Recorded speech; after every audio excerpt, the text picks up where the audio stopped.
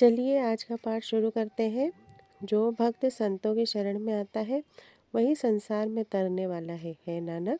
संत की निंदा करने वाला बार बार जन्म लेता है। संत को दोष लगाने पर आयु घटती है। संतों को दोष लगाने से यम उनसे नहीं छूटता। संत को दोष देने से सब सुख जाता है। संत को दोष देने से नरक में जाना पड़ता है। संत को दोष देने से मतगंदी हो जाती है। संतों की निंदा करने से मनुष्य शोभाहीन हो जाता है।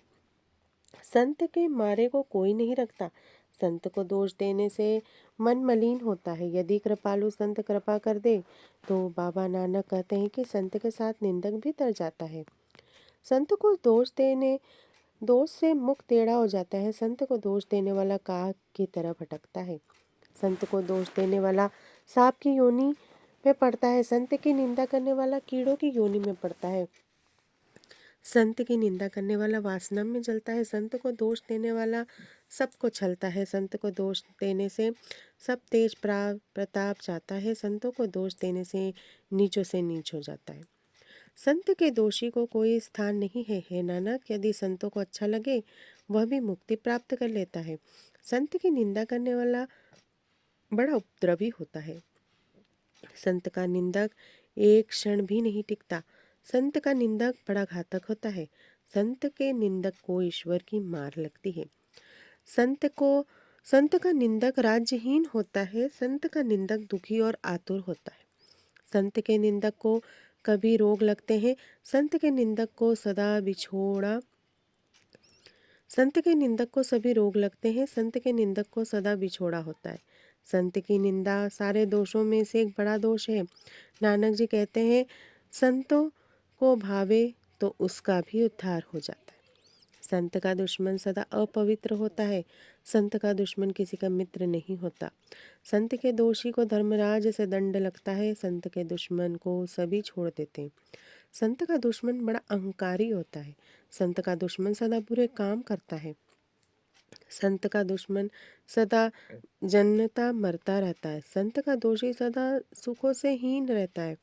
संत के दुश्मन को कोई स्थान नहीं। गुरुजी फरमाते हैं कि यदि संतों को परवान हो जाए तो ऐसे दोषी पुरुष को भी अपने साथ मिला लेते हैं। संत का दोषी आधे रास्ते में ही टूट जाता है। संत का दुश्मन किसी काम को नहीं पहुंचता। संत के दोषी को जंगल में भटकाया जाता है। संत का दोषी कुमार्ग पर डाला जाता है। संत का दोषी अंदर से खोखला होता है। बाहर दिखावा बहुत होता है, जैसे माँ सांस के बिना मुर्दे की लाश होती है। संत के दोषी की कोई स्थिरता नहीं होती। वह स्वयं बीजता और स्वयं खाता है। संत के दोषी को कोई रखने वाला नहीं होता। हे नानक, संतों को अच्छा लगे तो उसे भी बचा लेता है। संत को दोषी ऐसे बिलखता है जैसे पानी के बिना मछली तड़पती है। संत का दोषी भूखा रहता है। लालच के कारण उसकी भूख नहीं मिटती, जैसे अग्नि की भूख लकड़ी से नहीं मिटती। संत का दुश्मन अकेला रह जाता है, जैसे सड़ा हुआ तिल का बूटा अकेला दुखी होता है। संत का दुश्मन कर्महीन होता है। संत का दुश्मन सदा झूठ कहता है। निंदक की यह कई आदि से ही पड़ी है। हे नानक, जो से भाता है वही होता है। संत का दुश्मन कुरूप हो जाता है। संत के दुश्मन को दरगाह में सजा मिलती है। संत का दोषी सदा सहकता रहता है। संत का दुश्मन न मरता है न जीता है। संत के दुश्मन की आशा पूर्ण होती है। संत का दोषी निराश ही मर जाता है। संत से दुश्मनी करने पर कोई नहीं रहता। जैसे जिसको भाता है वैसा ही वह बन जाता है। निंदक को निंदा करनी अच्छी लगती है तो वह निंदक ही बन जाता है। किए हुए कर्मों का फल जो भाग्य में लिखा होता है उसे कोई नहीं मिटा सकता। गुरुजी का कथन है कि इस बात को वह परमात्मा ही जानता है। सभी शरीर उसके हैं, वह करने वाला है, उसे सदम नमस्कार है। प्रभु की स्तुति दिन रात करो, उसे हर क्षण हर सांस में स्मरण करो। सब कुछ उसी का किया होता है। जैसा कोई करता है वैसा ही वह होता है। अपना खेल स्वयं करने वाला है, दूसरा कौन विचार करे। जिस पर कृपा करे उसे अपना नाम देता है। हे नानक, ऐसा प्राणी बड़े भाग्यों वाला है। भावार्थ, संत को बुरा कहते हुए दोषियों को अनेक प्रकार के कष्ट मिलते हैं। बुद्धि नाश हो जाती है, यमों की मार से छूट नहीं सकता, कहीं इज्जत नहीं मिलती। फिर भी यदि कोई दयालु संत कृपा कर दे तो उसका उद्धार हो जाता है। संत का विरोध तथा ईर्ष्या करने वाले को कई प्रकार के कष्ट मिलते हैं। उस पर कोई भरोसा नहीं करता, पर अगर संत चाहे तो ऐसे निंदक पुरुष का उद्धार भी हो जाता है। यहाँ संतों की निंदा करने वाले को बड़ा पापी, दोषी और जालम कथन किया गया है। ऐसे निंदक सदा रोगी, सोगी और दुखों दूसरों का मोहताज रहता है। उसको सुखों की प्राप्ति नहीं होती। संतों के साथ बुरी भावना रखने वाला दोषी दिल का मेला होता है। उसको दरगाह में सजा मिलती है। वह बुरे कर्म करके सदा जन्म लेता है और मरता है। संत के दोषी का कोई काम पूरा नहीं होता, जगह जगह भटकता है। मुर्दे की तरह अंदर सांस नहीं होती, अपने पापों का फल आप भोगता है। संतों का निंदक इस प्रकार दुखी होता है जैसे पानी के बिना मछली। संत के दोषी को कभी पेट भर रोटी नहीं मिलती, इसका धर्म कर्म भी कोई नहीं होता। संतों की निंदा करने वाला इस संसार में बेआस और बेसहारा ही रहता है। उसको कहीं आसरा भी नहीं मिलता और कोई भी आशा पूर्ण नहीं होती। आगे दरगाह में भी उसे नरक ही मिलता है। संतों का दोषी इस प्रकार दुखी होता है कि बेआस और बेसहारा ही रहता है। आगे दरगाह में भी उसे नरक मिलता है। इस सृष्टि पर विचरने वाला सब जीव जंतु उसकी रचना है, लेकिन सब सतगण प्रसन्न हो जाए, सब पर कृपा कर सकते हैं। संतों की महिमा बहुत अपार है। सलोगु। हे श्रेष्ठ बुद्धि वालों, सुघड़ता छोड़ो और हरि का स्मरण करो। एक हरि ही आशा मन में रखो। हे नानक, दुख भ्रम भय चला जाएगा।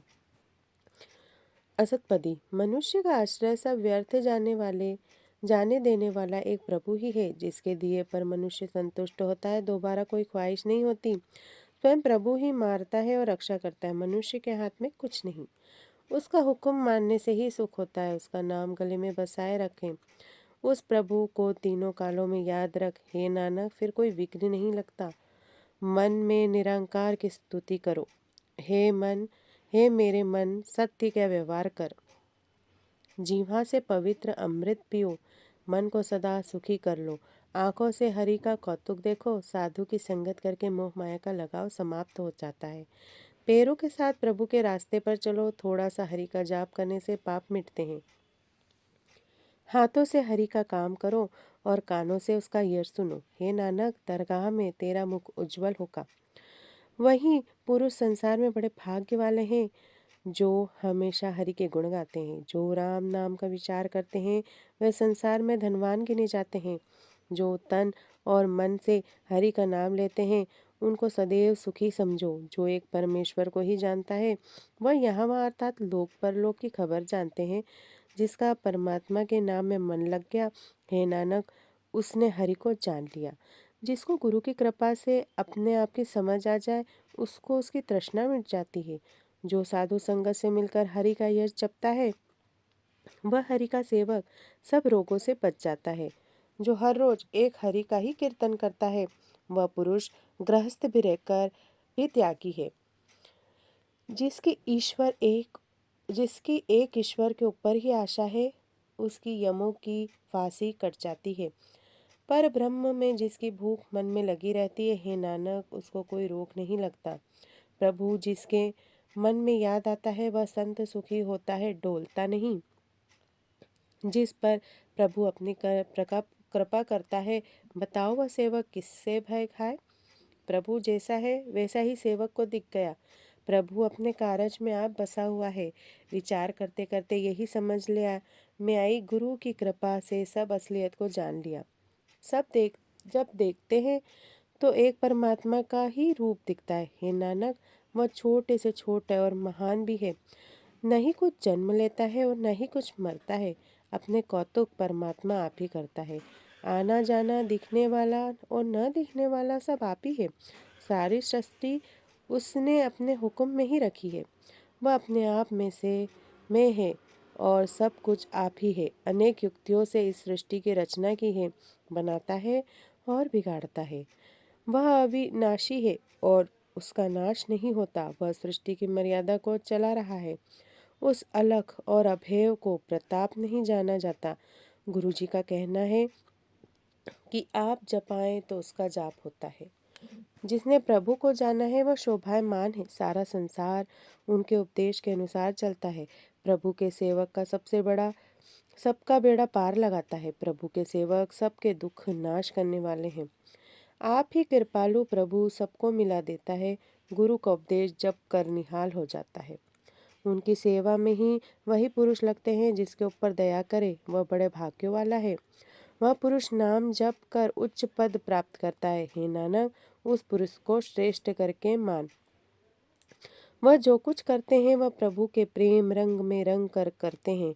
वह सदा प्रभु के संग बसते हैं। सहज भाव ही है, जो होना होता है वह हो जाता है। वह करने वाला सबको पहचानता है। प्रभु का किया भक्त को मीठा लगता है। प्रभु जैसा था भक्तों को वैसा ही दिखता है। जिससे पैदा हुए उसी में समा गए। वह सुखों की भंडार उसको ही बनाता है। स्वयं को आप ही मान देता है। हे नानक, प्रभु और भक्त को ही एक समझ। भावार्थ, एक परमात्मा ही है जिसका आसरा मनुष्य को रखना चाहिए। परमात्मा ही जीवन को मारने और रखने वाला है।